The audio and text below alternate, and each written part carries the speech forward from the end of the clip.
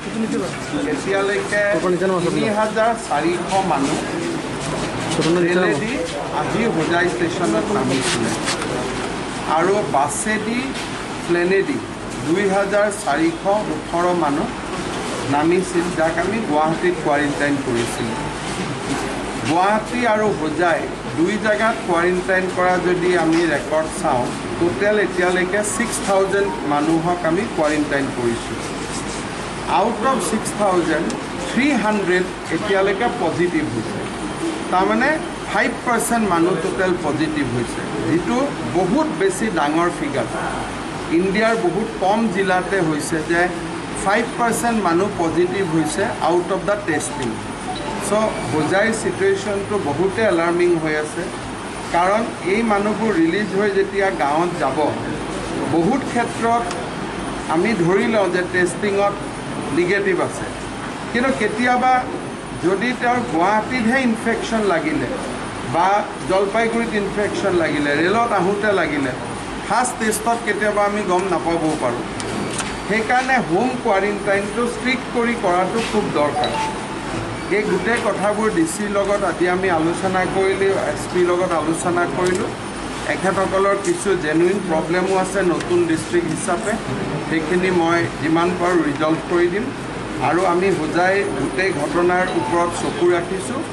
6-7 দিন পিছত মই আকৌ এবাৰ ইয়াত আহিম। আজি আমি যিখিনি ডিচিশ্যন ল'লোঁ সেইখিনি ইমপ্লিমেণ্ট হৈছে নে নাই খবৰ কৰিবৰ কাৰণে মই 6-7 দিন পিছত আকৌ ইয়াত আহিম। মাজতে মানে চেইন টানিটো কিছু মানুহ নামি গৈছিলে, এতিয়া যিবিলাক চেইন টানি লৈ গৈছিলে মই কেনেকৈ কণ্ট্ৰল কৰিব লাগে মই SP-ক বুজাই দিছোঁ। আৰু যোনে এনেকৈ ট্ৰেইনত নামি যায় তেওঁক যাতে আহিলে 6 মাহমান ওলাই যাব নোৱাৰে মই ব্যৱস্থা কৰিব SP-ক কৈছোঁ। এনেকুৱা পৰিকল্পনা নাই। যদি আমি সামাজিক পৰ্যায়ত পাওঁ তেতিয়া কণ্টেইনমেণ্ট কৰিম, কাৰণ কেছ পাই আছোঁ গুৱাহাটীত। হোজাই মানুহজনহে হোজাই, এতিয়া হোজাইক ৰেড জোন কৰি কি লাভ হ'ব? কাৰণ মানুহজন আছে সৰু সজাই, মানুহজন আছে গুৱাহাটীৰ কোনোবা হোটেলত। যদি আমি হোজাইক ৰেড জোন কৰোঁ তাৰ পৰা একো লাভ নহ'ব। আৰু এটা দেখা হৈছে ছাৰ, কিছুমান মানুহ যিহেতু হোটেল কোৱাৰেণ্টাইনত আছে, তেওঁলোকক ফলাফল নোহোৱাৰ আগতে তেওঁলোকক হোম কোৱাৰেণ্টাইনত পঠোৱা হয়। 7 দিন পৰৱৰ্তী সময়ত ফলাফলত তেওঁলোক পজিটিভ আছে।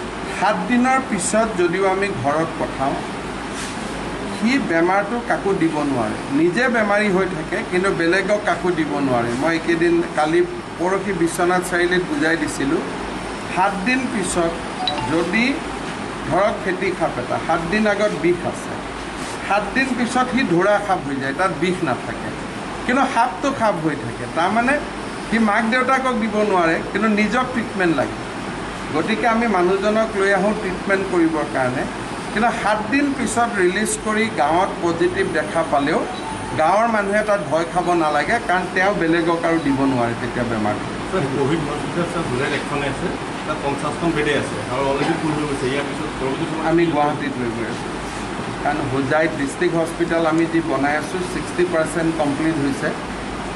বাই ইলেকশ্যনৰ আগত কমপ্লিট হৈ যাব হোজাই হস্পিটেল, কিন্তু এইকেইটা দিন হোজাইৰ বহুত দায়িত্ব আমি গুৱাহাটীত লৈছোঁ। যেনেকৈ চব জিলাৰ বাছৰ মানুহ নিজৰ জিলাত আহে, আমি গুৱাহাটীত ৰাখি লৈছোঁ।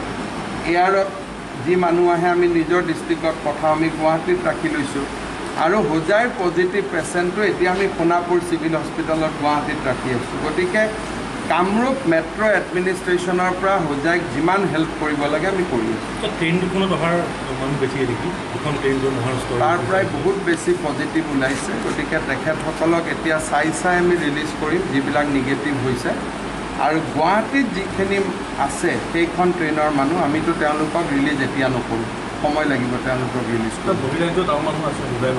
মই আজি আমাৰ 3গৰাকী MLAক ৰিকুৱেষ্ট কৰিছোঁ যে বহিৰাজ্যত থকা হোজাই মানুহখিনিক ৰিকুৱেষ্ট কৰিব লাগে তেওঁলোক যাতে নাহে। মই বাকী আমাৰ যিবিলাক কোম্পানী ইয়াৰ পৰা মানুহ লৈ গৈছে তেওঁলোককো মই ৰিকুৱেষ্ট কৰিম, কাৰণ হোজাইৰ মানুহ আহিলে যদি কৃষক শ্ৰমিক এক্সপ্ৰেছত আহে পজিটিভ ওলাই যায়, কিন্তু কাৰণ ফূৰ্তি কৰি আহে একেলগে আহে, কিন্তু যদি নৰ্মেল এয়াৰত আহে বা নৰ্মেল ৰেলত আহে মোৰ ক'বলগীয়া একো নাই। কিন্তু হোজাইলৈকে যাতে স্পেচিয়েল এক্সপ্ৰেছ আৰু নচলে সেইটো আমাৰ ডাঙৰ দায়িত্ব, কাৰণ সেইটো চলিলে ইয়াত গণ্ডগোল হৈ যাব। স্যাৰ দেখা গৈছিল যেতিয়া চেইন পুলিং হৈছিল তাৰপিছত বহুত মানুহ নামাৰ এটা আশংকা কৰিছে ৰাইজে ইতিমধ্যে হোজাই প্ৰশাসনে ৰাতিৰ ভিতৰত 56জন লোকক আটক কৰিছে আৰু লোক বাহিৰত আছে বুলি কিবা সন্দেহ এছপিক আমি ফুল্লি অথৰাইজ কৰি দিছোঁ হয়। যি ব্যৱস্থা হ'ব লাগে যি তাবিজ দিব লাগে সেইটোৱে তাবিজ দিব কোনো মানুহ যাতে এইবিলাক কৰিব